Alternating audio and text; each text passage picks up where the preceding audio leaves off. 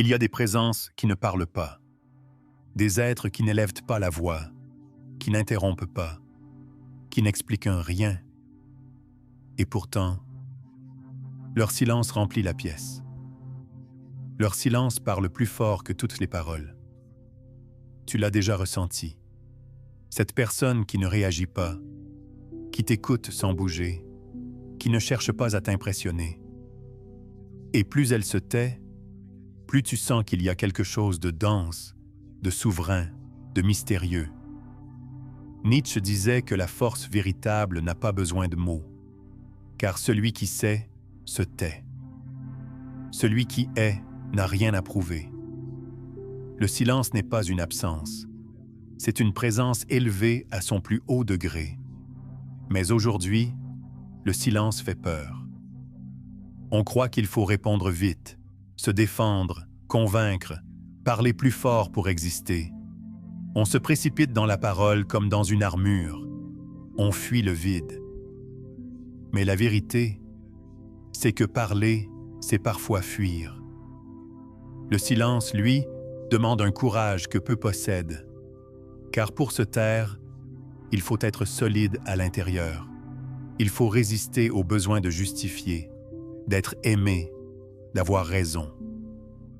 Il faut savoir laisser l'autre parler et ne pas trembler. Quand tu es silencieux, tu ne fuis pas le combat.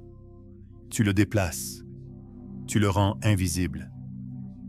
Et c'est là que réside ta force. Tu agis sans bruit. Tu observes. Tu ressens. Tu captes l'essence de ce qui est là, sans l'interrompre. Et ce silence-là, celui de la maîtrise, celui de la présence ancrée, celui de la conscience éveillée, c'est un art. Ce n'est pas l'inaction, c'est une posture. C'est le choix de ne pas nourrir le bruit. C'est la certitude que ce que tu es vaut plus que ce que tu pourrais dire, et plus tu l'incarnes, plus les autres le ressentent. Le silence devient un miroir. Il confronte, il dévoile. Il oblige chacun à se regarder en face. Ce n'est pas une stratégie de manipulation. Ce n'est pas du calcul. C'est une souveraineté intérieure. Celle qui dit « Je n'ai pas besoin de te prouver quoi que ce soit. Mon être est déjà ma parole. » Et crois-moi, ce genre de silence perturbe les esprits bruyants. Il déstabilise ceux qui n'ont jamais appris à se regarder en face sans distraction. Alors je te pose une question. Est-ce que ton silence est une fuite ou une force? Est-ce qu'il vient d'une peur ou d'une paix profonde?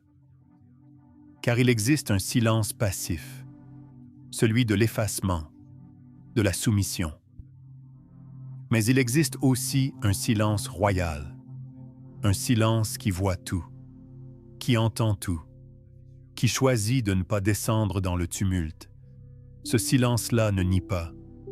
Il élève, il crée un espace, il met l'autre face à lui-même.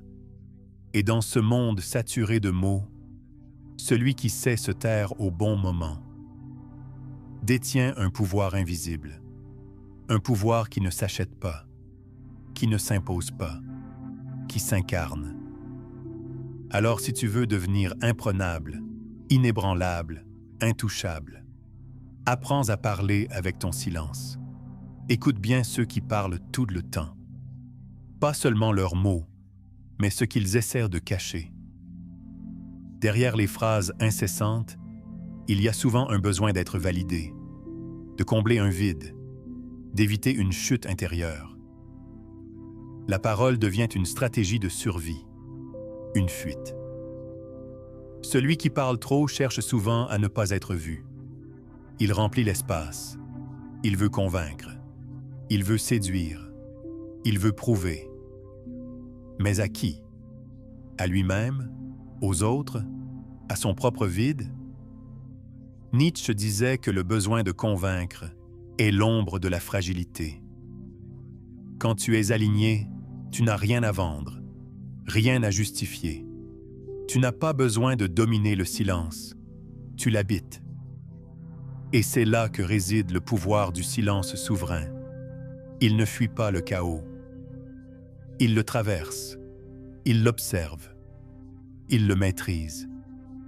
Quand tu es dans ta force intérieure, tu ne cherches pas à avoir raison. Tu ne t'effondres pas face à l'incompréhension. Tu n'as pas besoin de réponse immédiate. Tu laisses les vagues passer. Tu choisis ton moment. Tu pèses ton mot. Ou tu décides de ne pas en dire. Ce n'est pas de la froideur. C'est une sagesse ancienne. C'est la maîtrise de ton propre feu. Tu n'as pas besoin de crier pour être entendu.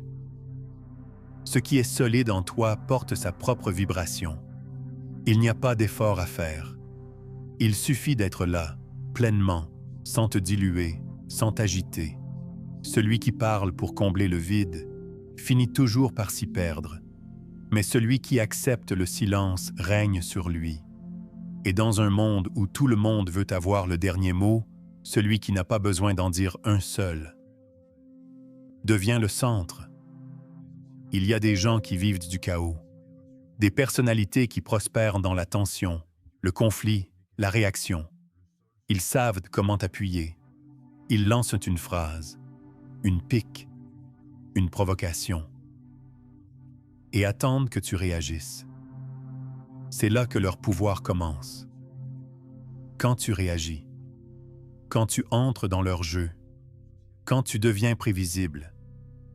Mais si tu restes silencieux, quelque chose se brise en eux, car ils ne savent pas quoi faire avec ton absence de réaction. Ton calme leur renvoie leur propre vide. Ta non-réaction leur montre qu'ils n'ont plus d'accès à toi. C'est une forme de désarmement psychique. Tu retires le carburant du feu qu'ils voulaient allumer. Tu leur offres le miroir de leur propre agitation. Et ce silence, ce retrait, ce refus de participer à leur théâtre, c'est un pouvoir rare, car il repose sur la maîtrise de ton centre. Tu ne contrôles pas les autres, mais tu peux te soustraire à leur champ de bataille. Tu peux quitter le jeu sans claquer la porte, juste en t'élevant, en te recentrant, en ne répondant plus à la fréquence de l'autre. Et là, tu redeviens libre. Tu n'as rien prouvé, rien combattu. Mais tout a changé. Il y a des silences qui coupent plus profondément que 1000 mots. Des silences qui tranchent, qui révèlent, qui exposent. Ce n'est pas un silence vide, c'est un silence chargé de clarté. Il voit tout, il comprend tout. Il refuse de se perdre dans ce qui est inutile. Nietzsche aurait dit « Le silence devient alors une forme d'intelligence supérieure, car il te permet de voir derrière les masques. Il ne juge pas, il dévoile. Face à lui, les faux semblants tombent. L'exagération devient ridicule. Le théâtre s'épuise. Il ne reste que ce qui est vrai. Et cela, peu de gens le supportent. Parce que beaucoup vivent dans le bruit pour cacher leur nudité intérieure. Mais toi, si tu veux devenir précis, tranchant, aligné, apprends à manier ce silence comme une lame bien aiguisée. Pas pour blesser, pas pour humilier, mais pour revenir à l'essentiel. Pour couper dans le faux, dans l'excès, dans l'émotion réactive. Car à force de parler, on se disperse. À force de se défendre, on s'oublie. Mais dans le silence choisi, tu retrouves le fil de ta pensée, le fil de ton centre, le fil de ce qui est réel. Et ce fil, c'est ton arme la plus redoutable. Tu crois peut-être que te taire, c'est t'écraser, que ne pas répondre, c'est être faible, que ne pas t'expliquer, c'est fuir. Mais ça, c'est le mensonge du monde bruyant. Le vrai silence n'est pas une fuite. C'est une déclaration, une posture, une souveraineté. C'est le moment où tu dis intérieurement « Je ne descendrai pas de mon trône pour te convaincre. Je n'ai pas besoin de crier pour exister. Je n'ai pas besoin d'avoir raison pour être en paix. » Et c'est là que tu deviens intouchable. Non pas fermé, mais enraciné. Non pas rigide, mais clair. Non pas dans le renoncement, mais dans le discernement. Car ce silence-là ne cache pas la peur. Il contient la sagesse.